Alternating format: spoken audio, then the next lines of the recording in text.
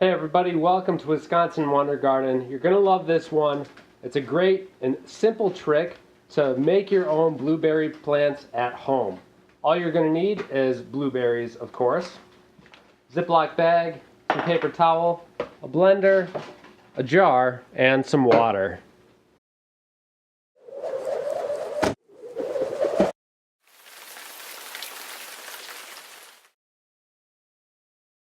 So first things first, you're going to want to make sure that you have a United States distributed and made blueberries, because basically what happens if it's off-season blueberries and they were shipped into the United States from a different country, what's going to happen is that they're subject to minute levels of radiation in order to make sure that there's no mold, bugs, mildew, whatever might be on the plant that they don't want here in the States.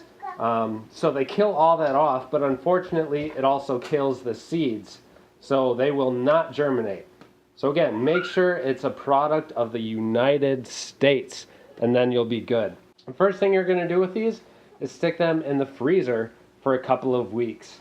I would say at least 2 weeks, but it doesn't really have to be any longer than 3 weeks at the most. What that is going to do is replicate the conditions that the plant would be under in the winter time.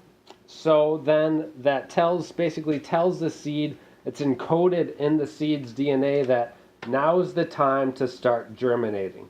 So 2 weeks in the freezer, and then we can go ahead and throw them in the blender here.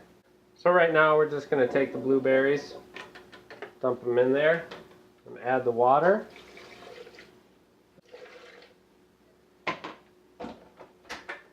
And all we really got to do is blend this up for about 10 or 15 seconds.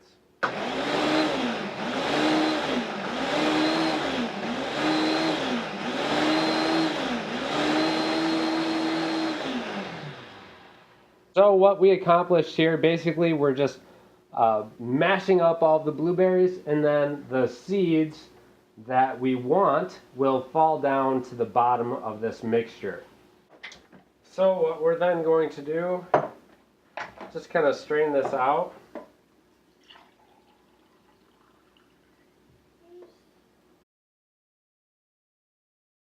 If you're lucky, most of the seeds will sink right down to the bottom of your blender, so not much straining is required.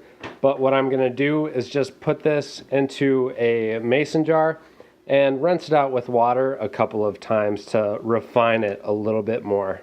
And there we go, most of the pulp has been removed from the seeds, and we're ready to move on to the next step. Here's where we took the paper towel, just folded it up a few times, and then we placed it into the plastic bag. Either if you use a Ziploc, whatever, as long as it's holding in moisture, that's our goal. What we're going to do is take the seeds and spread them evenly throughout the paper towel, or as evenly as we can.